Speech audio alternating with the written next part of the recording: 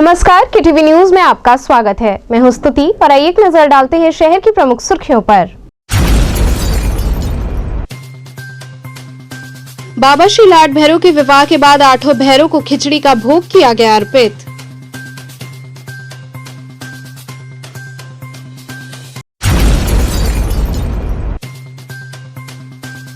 भाजपा किसान मोर्चा के प्रदेश महामंत्री ने पदाधिकारियों संग सर्किट हाउस में की बैठक।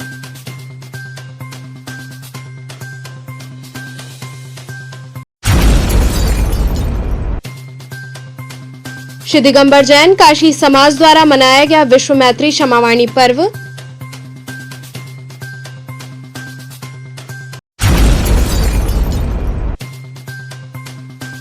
और दुष्कर्म आरोपी अतुल राय के मुकदमे में भेलूपुर के तत्कालीन सीओ को किया गया तलब। और अब खबरें विस्तार से। बाबा श्री लाड भैरव के विवाह के बाद 8 भैरव को खिचड़ी का भोग अर्पित किया गया।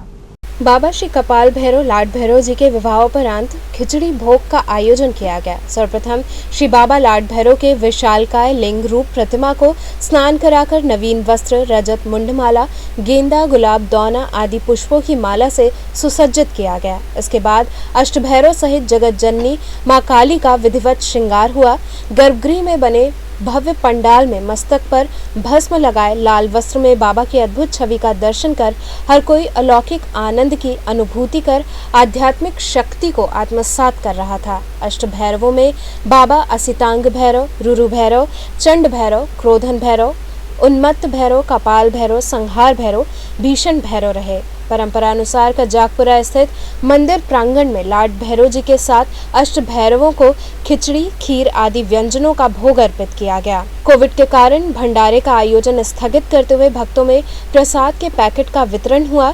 पुजारी चंदन पांडे ने अष्ट भैरव की 8 विधियों से आरती की। कार्यक्रम में प्रमुख रूप से अध्यक्ष हरिहर पांडे, उपाध्यक्ष बसंत सिंह राठौर, छोटेलाल जायसवाल, मंत्री मुन्नालाल यादव, विक्रम सिंह राठौर, शिवम अग्रहरी इत्यादि बड़ी संख्या में भक्तगण मौजूद रहे। युगों पुरानी जो परंपराएं हैं, उस परंपराओं के अनुसार आज भगवान श्री कपाल भैरव लाट भैरव का खिचड़ी समारोह है। और इस खिचड़ी समारोह में बाबा को भोग लगाने के बाद बाबा जब खिचड़ी ग्रहण कर लेते हैं तो हजारों की संख्या में लोगों को प्रसाद वितरण होता है और वह प्रसाद जन जन तक पहुंचता है। भाजपा किसान मोर्चा के प्रदेश महामंत्री ने पदाधिकारियों संग सर्किट हाउस में बैठक की। भाजपा किसान मोर्चा के प्रदेश महामंत्री घनश्याम पटेल वाराणसी आए। इस दौरान उन्होंने सर्किट हाउस में पदाधिकारियों संग बैठक की। वहीं उन्होंने सपा पर हमला बोलते हुए कहा कि समाजवाद के दर्शन को जातिवाद में व परिवारवाद तक पहुंचाया समाजवादी पार्टी ने। उन्होंने कहा कि 2022 में सेवा ही संगठन के मूल मंत्र तथा केंद्र व उत्तर प्रदेश सरकार की किसान कल्याणकारी नीतियों के साथ जनता के समक्ष जाने हेतु संकल्पबद्ध है। जनसेवा हेतु किसान मोर्चे के सभी कार्यकर्ता मिलकर आगामी चुनाव में जनता की सेवा हेतु भारी समर्थन जुटाएंगे। वहीं कार्यक्रम की अध्यक्षता कर रहे जिले के किसान मोर्चा के अध्यक्ष रामप्रकाश सिंह ने कहा कि लखनऊ की रैली में वाराणसी जनपद के अपने सभी पदाधिकारियों के साथ लगभग 500 किसानों को किसान सम्मान रैली में लेकर शामिल होंगे। इस मौके पर पवन चौबे, उपेंद्र दुबे, जितेंद्र सिंह, दीपक सिंह, आशीष राय आदि पदाधिकारी उपस्थित रहे। पहले तो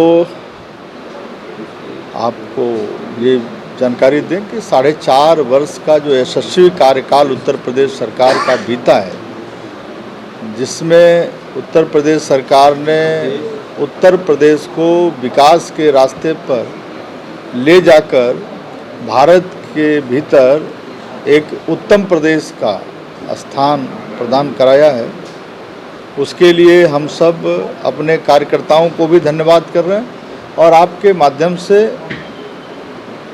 पूरे उत्तर प्रदेश वासियों का भी धन्यवाद कर रहे हैं। किसान मोर्चा के जो आगामी कार्यक्रम हैं, किसान मोर्चा अपने सांगठनिक ढांचे को मजबूत करने के लिए और प्रधानमंत्री जी के मार्गदर्शन में उत्तर प्रदेश के मुख्यमंत्री योगी आदित्यनाथ जी के कुशल नेतृत्व में सरकार ने जो किसानों के लिए जन कल्याणकारी कार्यक्रम चलाए हैं, किसान को आत्मनिर्भर बनाने की दिशा में जो काम किया है, किसान का खेत खलिहान मजबूत हो, उस दिशा में जो प्रयास किया है उन सब पर चर्चा करेंगे।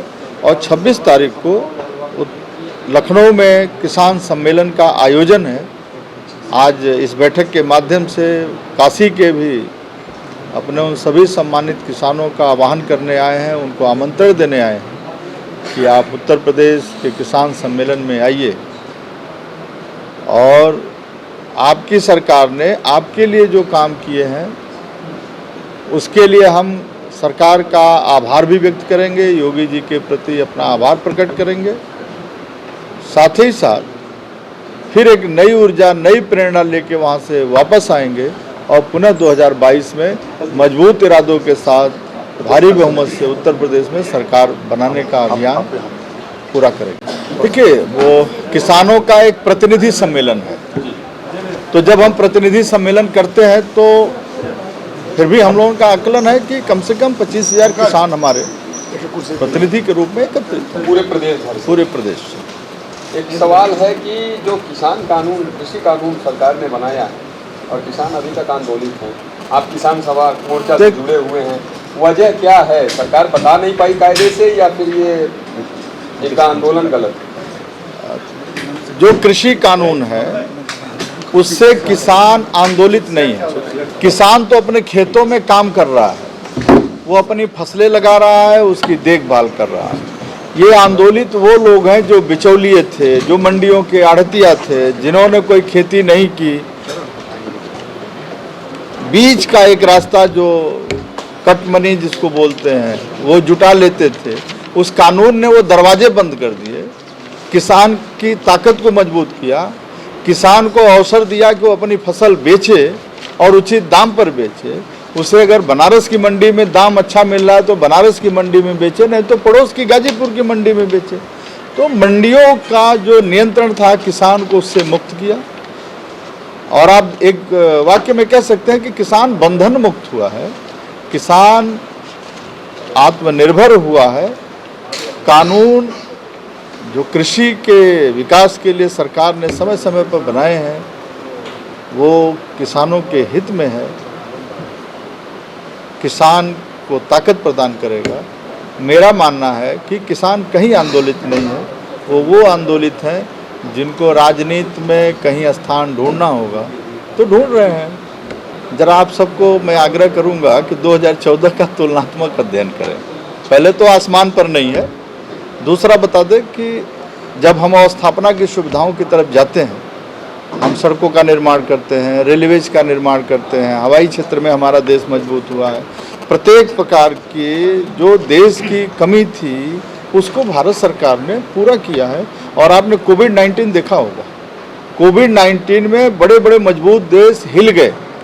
भारत सेवा के क्षेत्र में काम करते हुए अपने देश के नागरिकों के आत्मविश्वास, आत्मबल के कारण कोविड-19 का भी मुकाबला किया। और जिसको आप महंगाई कहते हैं उसको उन्होंने अपने ऊर्जा में बदल लिया। वो विषय कहीं है नहीं। श्री दिगंबर जैन काशी समाज द्वारा विश्व मैत्री क्षमावाणी पर्व मनाया गया। श्री दिगंबर जैन समाज काशी द्वारा भेलूपुर स्थित भगवान पार्श्वनाथ जी की जन्म कल्याणक स्थली पर क्षमावाणी पूजन, भगवंतों का प्रक्षालन, विद्वज्जनों का सम्मान एवं विश्व मैत्री क्षमावाणी का पर्व मनाया गया। विश्व शांति के लिए मंगल कामना एवं विशेष शांति धारा भी की गई। प्रारंभ में पार्श्वनाथ जी का अभिषेक पूजन किया गया। क्षमावाणी पर्व पर अपना संदेश देते हुए आचार्य विशद सागर जी ने कहा कि जो क्षमा मांगे वो वीर है और जो क्षमा कर दे वो महावीर है। इस दौरान विद्वत जनों एवं निर्जला व्रत करने वालों का सम्मान किया गया। आयोजन में प्रमुख रूप से अध्यक्ष दीपक जैन, उपाध्यक्ष राजेश जैन, आरसी जैन, विनोद जैन इत्यादि लोग उपस्थित रहे। गुरुदेव विराज महाराज की अहिंसामयी विश्व धर्म की प्यारे बंधुओं, जैन सिद्धांत के आधार पर अनादिकाल से यह पर्युषण पर्व मनाया जाता रहा। यह पर्युषण पर्व अपने आप में बहुत बड़ा महत्व का पर्व है, जिस पर्व में व्यक्तियों के अंदर जो बैठी कुरीतियां हैं, लोगों के अंदर बैठी जो बुराइयां हैं, उनको दूर करके और लोगों में सहृदयता का भाव जागृत करने का यह पर्व होता है।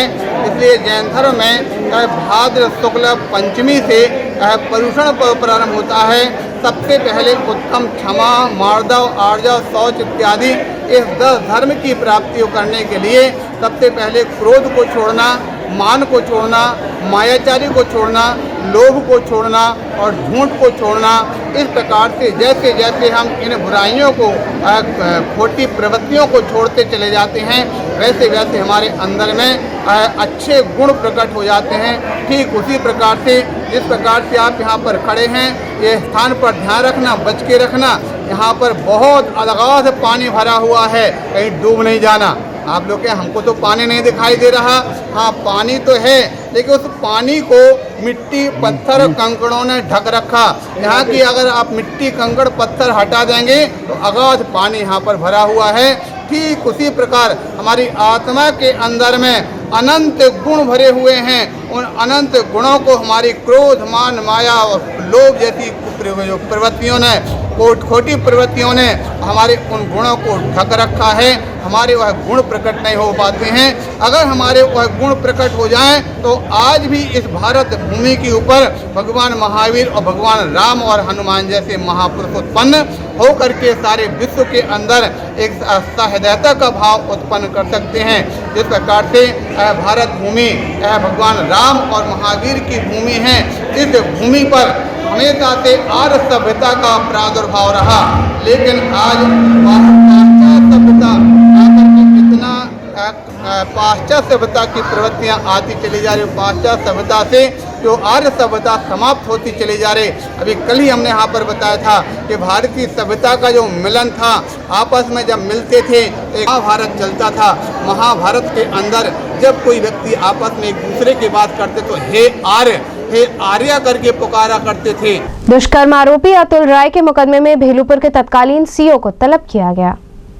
दुष्कर्म के आरोपित घोसी से बसपा सांसद अतुल राय के मुकदमे में एमपी एमएलए की विशेष न्यायालय ने क्षेत्राधिकारी अमरेश सिंह बघेल को तलब किया है। कोर्ट ने भेलूपुर के तत्कालीन सीओ अमरेश सिंह बघेल को 24 सितंबर को बयान दर्ज कराने के लिए कोर्ट में उपस्थित होने का आदेश दिया। घटनास्थल की पहचान सीओ भेलूपुर के रिपोर्ट के आधार पर आरोपित की ओर से अग्रिम विवेचना की अर्जी भी कोर्ट में दी थी। दोनों पक्षों के तर्क को सुनने के बाद विशेष न्यायाधीश आलोक कुमार ने अर्जी खारिज कर सांसद का बयान दर्ज कराया था। दशाश्वमेध व्यापार मंडल द्वारा मल्टी लेवल पार्किंग का पास दिए जाने के संदर्भ में नगर आयुक्त से मुलाकात की गई।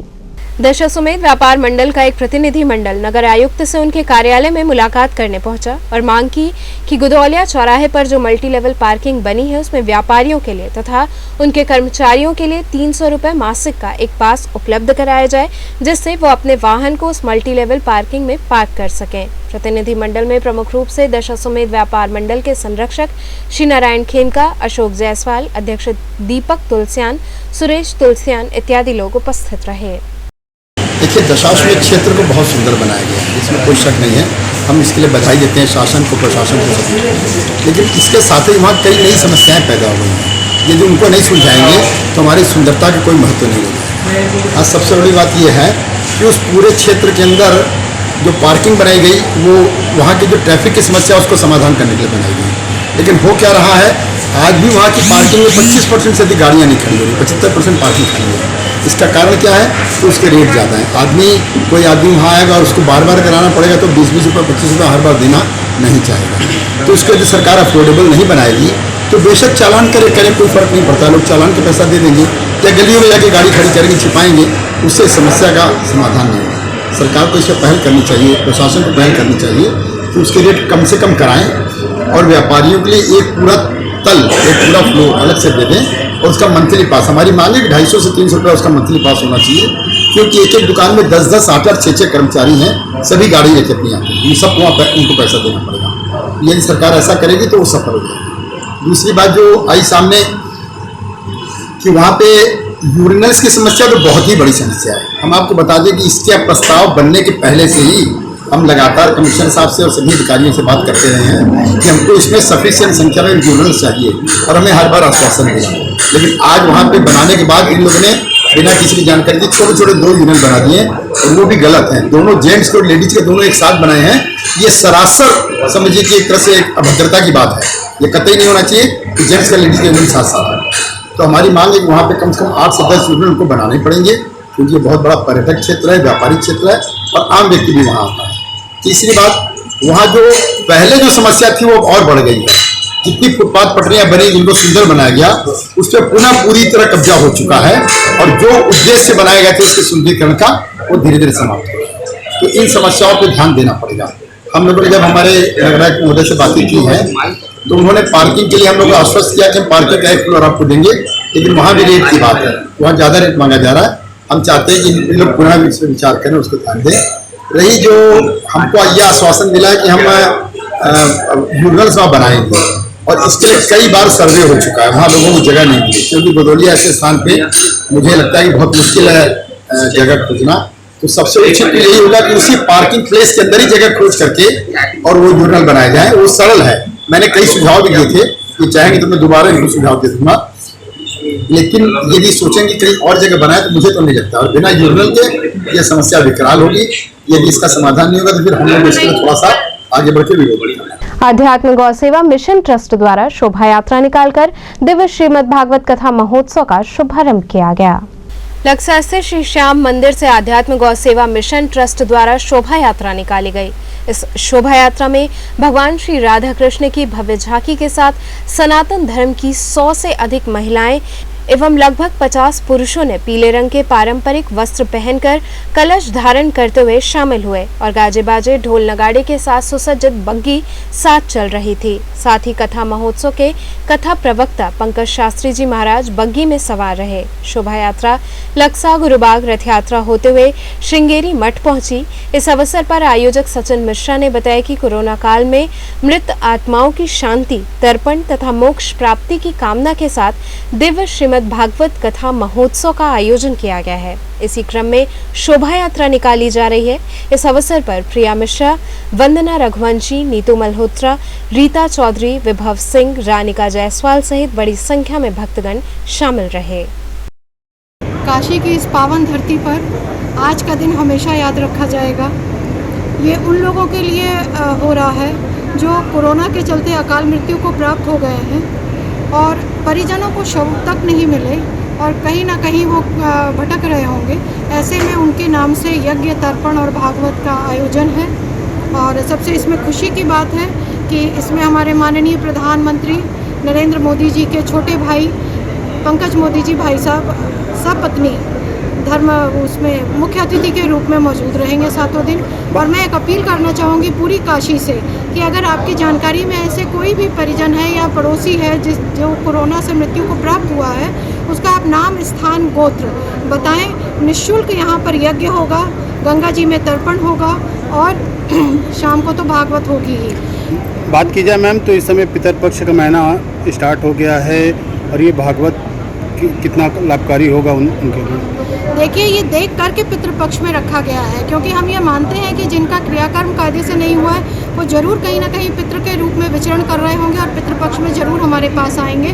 तो माँ गंगा का जल अगर हम उनका तर्पण करते हैं तो सोचिए वो कितने तृप्त होंगे, मुक्ति प्राप्त होगी, उन्हें मोक्ष मिलेगा और हमारी पीढ़ियाँ इस पुण्य की भागी होंगी, केवल हम ही नहीं होंगे। आज यहाँ पे किस तरह से कलश यात्रा निकली है और कई दिन तक ये श्रीमद् भागवत चलेगा? ये श्रीमद् भागवत कथा जो है कल से 22 तारीख से लेकर के 28 तारीख तक ये 7 दिवसीय ये कथा हो रही है। और आज शोभा यात्रा 5 बजे श्याम मंदिर से लक्सा से होते हुए हम लोग बड़े धूमधाम से, बड़े हर्षोल्लास के साथ, बाजे गाजे नगाड़ों के साथ हम लोग जो है पूरे जो श्रद्धा और मन से तमाम से 150 से ऊपर महिलाएं और लगभग 50 से ज़्यादा पुरुष लोग, 200 लोग ये धूमधाम से नगाड़ों के साथ। इस तरह का कलश यात्रा निकालने का क्या उद्देश्य था आपका? ये कलश यात्रा और ये भागवत कथा का एक पार्ट है, एक हिस्सा है।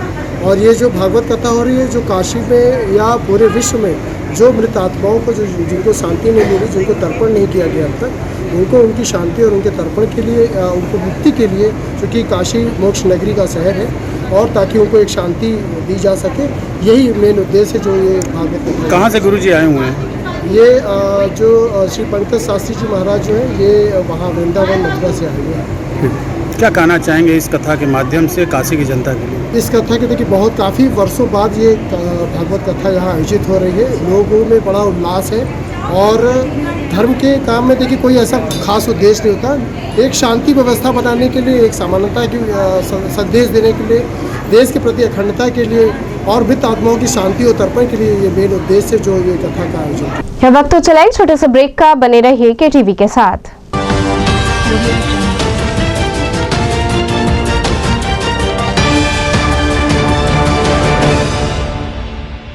खबरों से जुड़े रहने के लिए हमारे चैनल KTV वाराणसी को सब्सक्राइब करें और लेटेस्ट अपडेट्स के लिए बेल आइकन को प्रेस करें।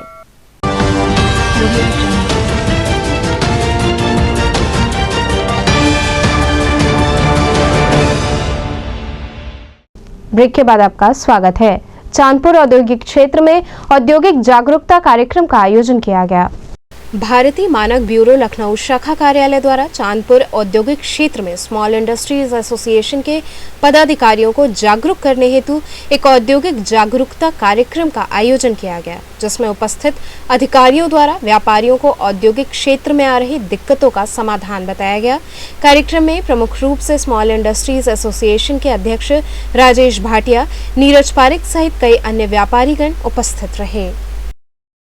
जैसे यहाँ पे इस क्षेत्र में जो उद्योग हैं वो लोग भारतीय मानक ब्यूरो से लाइसेंस लेने के लिए, जो ISI मार्क का लगता है उत्पादों के ऊपर लाइसेंस लेने के लिए, कैसे वो हमारे लाइसेंस लेने के लिए ऑनलाइन प्रक्रिया में शामिल हो सकते हैं, कैसे लाइसेंस ले सकते हैं, उनके उत्पादों के लिए कौन सा भारतीय मानक उनके उत्पादों के लिए लागू होता है, उसके बारे में कैसे पता लगा सकते हैं। हमारे पास हमारी जो जानकारी जो हमारी वेबसाइट पर है उसकी जानकारी कैसे ले सकते हैं, उसके बारे में जागरूकता कार्यक्रम था, जिससे कि उद्योग जो हैं पहले जो अपने उत्पाद बना रहे हैं उसके जो संबंधित जो भारतीय मानक है उसको आइडेंटिफाई कर सके और फिर उस भारतीय मानक के हिसाब से अपने उत्पादों को बनाने के बाद हमसे लाइसेंस लेने के लिए ऑनलाइन प्रक्रिया में कैसे लाइसेंस ले सकते हैं, वो सारा प्रोसेस हमने उनको बताया। केंद्रीय विद्यालय BHU में जीत की जिद विराट रंगोली कार्यक्रम का पोस्टर व प्रोमो जारी किया गया। केंद्रीय विद्यालय काशी हिंदू विश्वविद्यालय परिसर में जीत की जिद विराट रंगोली कार्यक्रम का पोस्टर एवं प्रोमो रिलीज कार्यक्रम संपन्न हुआ, जिसमें डॉक्टर मनीष अरोड़ा प्रमुख डिजाइन इनोवेशन सेंटर BHU एवं दिवाकर सिंह प्राचार्य केंद्रीय विद्यालय BHU सहित समस्त शिक्षकों ने जीत की जिद नाम के शीर्षक से संबंधित पोस्टर को जारी किया और इस कार्यक्रम का प्रोमो रिलीज किया गया। आगामी 2 अक्टूबर को अंतर्राष्ट्रीय अहिंसा दिवस के अवसर पर भारतीय स्वतंत्रता के गौरवशाली 75 वर्ष के उपलक्ष्य में आयोजित आजादी का अमृत महोत्सव को समर्पित एक भारत श्रेष्ठ भारत कार्यक्रम के अंतर्गत जीत की जिद विराट रंगोली विद्यालय में बनने वाली है, जिसके द्वारा वीर सपूतों को नमन किया जाना है। ये हम एक बहुत बड़ी रंगोली बनाने जा रहे हैं और इस रंगोली का हमने 2 अक्टूबर को सेलेक्ट किया है, क्योंकि हम लोग आज़ादी का अमृत महोत्सव मना रहे हैं। इस रंगोली बनाने का जो पर्पस है हमारा है, ये बहुत ग्रैंड होगा, बहुत बड़ी रंगोली होगी, अपने आप में एक रिकॉर्ड होगा बनारस के लिए और पूरे उत्तर प्रदेश के लिए, इतनी बड़ी रंगोली। और सबसे बड़ा इसका उद्देश्य है कि हम अपने जो भी हमारे फ्रीडम फाइटर हैं और स्पेशली गांधी जी को हम लोग 2 अक्टूबर को एक बहुत बड़ी श्रद्धांजलि देने जा रहे हैं, क्योंकि हमारे राष्ट्रपिता भी हैं और हमारे देश को स्वतंत्र कराया है। कितने एरिया में ये बनेगा, कितने बच्चे भाग ले रहे हैं और क्या इसका 2500 स्क्वायर फीट का है और बच्चे हमारे 75 सेलेक्ट किए गए हैं, क्योंकि थीम है तो बच्चों का भी सिलेक्शन हुआ है 75। हम लोग आज़ादी का अमृत महोत्सव 75, तो हमारे बेस्ट 75 बच्चे रहेंगे और हमारे टीचर्स रहेंगे और स्पॉन्सरशिप भी है। तो इस हमारा आर्ट डिपार्टमेंट जो है BHU का वो भी रहेगा, दिल्ली से भी स्पॉन्सरशिप है, लोकल स्पॉन्सरशिप है, ये सब लोग भी रहेंगे प्रोग्राम के दिन। कितने मटेरियल का यूज किया जा रहा है और क्या इसको रिकॉर्ड भी बनाने के लिए क्या 400 kg है मटेरियल, इसमें रंगोली है और जो भी रंगोली के मटेरियल्स हैं 400 kg है और ज़रूरत पड़ेगा तो हम लोग मटेरियल और बढ़ाएंगे। बहुत बड़ा प्रोग्राम करने का है, एक रिकॉर्ड बनाने का हम लोगों का इरादा है। किस तरह का रिकॉर्ड बनाना चाहते हैं सर? एक इतनी बड़ी रंगोली एक जगह पे बनाना और उस रंगोली का जो उसमें थीम्स होंगे वो भी अपने आप में बड़े यूनिक होंगे। उसमें हम गवर्नमेंट की जो पॉलिसीज़ हैं उसको भी रिफ्लेक्ट करेंगे, अपने जो भी हमारे फ्रीडम फाइटर हैं उनको श्रद्धांजलि भी अलग अलग तरीक़ों से देंगे। तो ये रंगोली जो बनेगा वो ढेर सारी थीम पे बेस्ड होगा, जो अपने आप में एक यूनिक होगा। किस तरह से लोगों के बीच ये रंगोली लेकर जाना चाहेंगे आपसे? ये रंगोली के माध्यम से मैसेज देना है कि हम अपने बच्चों में और अपने समाज में आर्ट एजुकेशन जो होता है, आर्ट स्किल जो होता है, क्योंकि आर्ट स्किल एक पर्सनालिटी के लिए बहुत ज़रूरी है, क्योंकि ये हमारे अंदर जो इनोवेशन आता है, जो कि बच्चों के अंदर क्रिटिकल थिंकिंग आती है और एक ऑटोनॉमी आता है, एक सेल्फ कॉन्फिडेंस आता है उनके अंदर। ये सब आर्ट एजुकेशन को बढ़ावा देना है और आर्ट एजुकेशन से ही बाकी सब्जेक्ट का भी फ़ायदा होता है जो मेन सब्जेक्ट्स होते हैं। क्योंकि अभी न्यू एजुकेशन पॉलिसी में क्या है कि हर सब्जेक्ट का इंटरडिसिप्लिनरी अप्रोच है, तो हम लोग न्यू एजुकेशन पॉलिसी को एक तरह से इम्प्लीमेंट करने में भी इसका सहयोग लेंगे। इस प्रोग्राम को उस डायरेक्शन में बनाएंगे कि वो पॉलिसी को भी रिफ्लेक्ट करें। अस्सी घाट पर अनियोजित ढंग से रैंप निर्माण के विरोध में दिव्यांगजनों ने धरना प्रदर्शन किया। अस्सी घाट पर अनियोजित ढंग से रैंप के निर्माण के विरोध में दिव्यांगजनों ने धरना प्रदर्शन किया। इस दौरान प्रदर्शन कर रहे दिव्यांगजनों ने मांग की कि रैंप के लिए सही स्थल का चुनाव किया जाए ताकि क्षेत्रीय के साथ ही साथ दूर दराज से आने वाले दिव्यांग, बुजुर्ग और शारीरिक रूप से अक्षम लोग आसानी से मां गंगा के दर्शन और पूजन कर सकें। हमने प्रशासन से अस्सी घाट पर रैंप बनाने की मांग की थी ताकि घाट की ऊंची सीढ़ियों से बचकर हम मां गंगा तक पहुंच सके। प्रशासन ने जगह का चयन नया अस्सी घाट पर बने नए गेट पर कर लिया था। पूरी योजना से हमें अवगत भी कराया गया था, मगर कुछ क्षेत्रीय नेताओं के दबाव में प्रशासन ने यहाँ का प्लान बदल दिया। उन्होंने कहा कि जब तक हमारी मांग पूरी नहीं होगी तब तक धरना प्रदर्शन जारी रहेगा। किस तरह का आज आप लोग विरोध प्रदर्शन कर रहे हो, क्या है? सर, हम लोग चाहते हैं कि जो हम लोगों के लिए गवर्नमेंट ने यहाँ पे रैंप बनाए हैं उतरने के लिए, और इस रैंप को यहाँ के क्षेत्रीय नेता और यहाँ के सुबह बनारस के लोगों ने इसको यहाँ से कहीं और करा दिया, जिससे कि हम लोग को ऐसे उतरने में काफ़ी दिक्कत होगी। तो क्या चाहते हैं, क्या मांग कर रहे हैं? हम लोग मांग यही करते हैं कि जो गवर्नमेंट जो मतलब नियम अपना बना कर दिया उस नियम के तहत हम लोग को बनना चाहिए और बनकर मिलना चाहिए। ये रैंप यहाँ से स्टार्ट यहाँ पर मतलब इसका बनने का आया था प्रपोजल, जिसको यहीं से बनना चाहिए। द बनारस बार एसोसिएशन के पूर्व अध्यक्ष शंभू शरण चौरसिया पत्रकारों से रूबरू हुए। उत्तर प्रदेश सरकार के 4.5 वर्ष पूर्ण होने पर जहां एक तरफ सरकार अपने कार्यकाल की उपलब्धियों को जनता के बीच प्रस्तुत कर रही है, तो वहीं कचहरी परिसर के द बनारस बार एसोसिएशन के पूर्व अध्यक्ष शंभू शरण चौरसिया ने भी अपनी प्रतिक्रिया दी और कहा कि 4.5 सालों में अगर देखा जाए तो किसी भी प्रकार का दंगा देखने को नहीं मिला है। पूर्व की सरकार में दंगा फसाद काफी देखने को मिलता था। वहीं महंगाई पर भी उन्होंने कहा कि महंगाई तो जरूर है, लेकिन अन्य राज्य में भी बीजेपी की सरकार नहीं है, वहां पर भी इतनी ही महंगाई है। सरकारें आती जाती रहती हैं, हर सरकार और हर पार्टी अपने नीतियों के अनुसार विकास कार्य हो चाहे शासन हो करती है। विपक्ष हमेशा से सत्ता पक्ष का विरोध करेगा कार्यों की, नीतियों की, चाहे किसी भी मुद्दे पे। हाँ, इतना जरूर मैं कह सकता हूँ कि काफ़ी कुछ सुधार हुआ है और काफ़ी कुछ सुधार होने की गुंजाइश है। 4.5 साल में बेरोजगारी, महंगाई, इस पे फिर आपकी क्या प्रतिक्रिया रहेगी बीजेपी की सरकार में? बेरोजगारी के बारे में मैं यह कह सकता हूं कि जब तक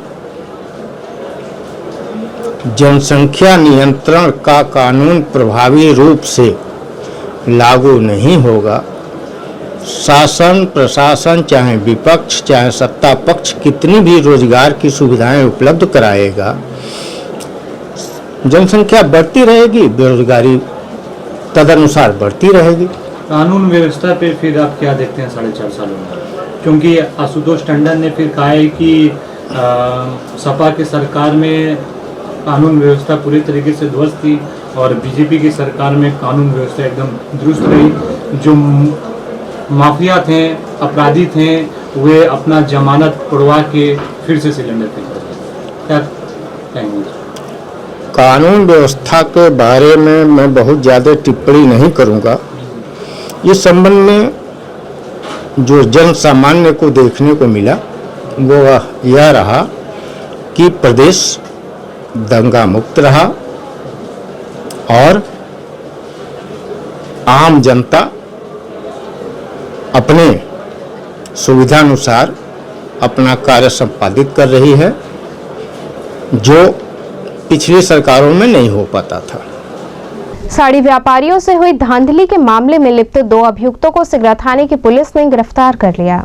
थाना सिगरा अंतर्गत साड़ी व्यापारियों के साथ करोड़ों की धांधली का मामला सामने आया था, जिसकी प्रार्थना पत्र के माध्यम से शिकायत की गई थी। इसके बाद थाना सिगरा के एसओ ने इस मामले को संज्ञान में लेते हुए जल्द ही 3 अभियुक्तों को गिरफ्तार कर जेल भेजा था। इसी मामले में 2 अभियुक्त वांछित चल रहे थे, जिनको थाना सिगरा की पुलिस ने गिरफ्तार कर लिया। शिवदासपुर कॉलोनी में जल जमाव के चलते लोगों को समस्याओं का सामना करना पड़ रहा है। शिवदासपुर कॉलोनी में जल जमाव की समस्या को लेकर लोगों को बहुत सारी समस्याओं का सामना करना पड़ रहा है। क्षेत्र में जल जमाव के साथ ही भीषण गंदगी का अंबार लगा हुआ है, जहां एक ओर डेंगू मलेरिया से लोग तेजी से संक्रमित हो रहे हैं, तो वहीं दूसरी ओर क्षेत्र की समस्या को न तो संज्ञान में लिया जा रहा है और न ही इसका समाधान किया जा रहा है। क्षेत्रीय लोगों ने बताया कि इसकी शिकायत की गई है, लेकिन कोई कार्रवाई नहीं हुई है। जी, हम इस समय शिवदासपुर में खड़े हुए हैं और यहाँ पे मतलब जल भराव की स्थिति इतनी गंभीर समस्या है कि हमेशा यहाँ पे जल भराव की स्थिति रहती है। पिछले 17 जून को यहाँ जब बारिश हुई तब भी पानी भर गया था। जन सुनवाई ऐप के थ्रू हमने कंप्लेंट दर्ज कराई और उसमें मतलब लगभग 1 महीने बाद हमारे पास आ गया कि नहीं, आपका निस्तारण हो चुका है, वहाँ से जल जमाव की समस्या खत्म हो चुकी है। जबकि ऐसा कुछ हुआ नहीं और ना हमसे कोई मिलने आया नगर निगम से, ना हमसे कोई पूछने आया। बस इसी तरह कागज पे दिखा दिया गया कि समस्या खत्म हो गई है और सारी चीज़ें अपने वो कागजी कार्रवाई, बाकी स्थिति आप देख ही रहे हैं। बाकी इसके अलावा आप किस किस से मिले, कोई जनसंपर्क किया? नहीं, जनसंपर्क चूँकि इस समय हम बैंक में काम करते हैं तो बहुत ज़्यादा हमें समय नहीं मिल पाता है, तो इसकी वजह से हमने केवल कॉल करके जन सुनवाई ऐप से कॉल भी किया था और कई बार फ़ोन किया गया, लेकिन कहीं से कोई उत्तर कुछ नहीं मिला। लगभग कितने वर्षों से ये समस्या? ये लगभग कुछ नहीं तो सर 10 से 15 सालों से यही समस्या लगातार बनी हुई है। ना यहाँ प्रधान सुनते हैं ना कोई सुनता है। ये प्रधान के अंतर्गत आता है या नहीं? अब तो नगर निगम में आ गया है, तो अब तो प्रधान जी भी हाथ खड़े कर देते हैं कि नहीं, हमारा समस्या में कोई है ही नहीं, हम कर ही नहीं सकते। बेनियाबाग क्षेत्र में वाहन चेकिंग अभियान चलाया गया। बेनियाबाग क्षेत्र में यातायात विभाग की ओर से वाहन चेकिंग अभियान चलाया गया। इस दौरान बिना नंबर प्लेट के 2 पहिया वाहनों के चालान किए गए, गाड़ियों के मॉडिफाइड साइलेंसर की चेकिंग की गई। वहीं बिना हेलमेट व यातायात नियमों का उल्लंघन करने वालों को हिदायत देते हुए उन पर कार्रवाई की गई। तो चलते चलते पुनः एक नजर डालते हैं शहर की प्रमुख सुर्खियों पर। बाबा श्री लाड भैरव के विवाह के बाद 8 भैरव को खिचड़ी का भोग किया गया अर्पित।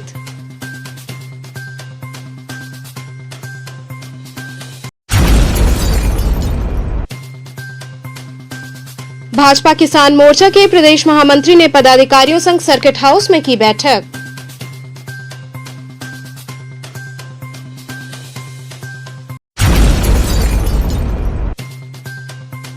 श्री दिगंबर जैन काशी समाज द्वारा मनाया गया विश्व मैत्री क्षमावाणी पर्व।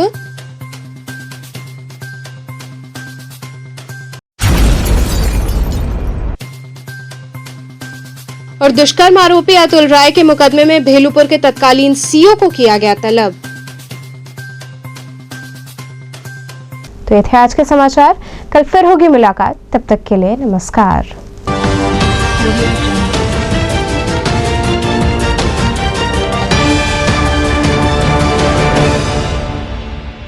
खबरों से जुड़े रहने के लिए हमारे चैनल KTV वाराणसी को सब्सक्राइब करें और लेटेस्ट अपडेट्स के लिए बेल आइकन को प्रेस करें।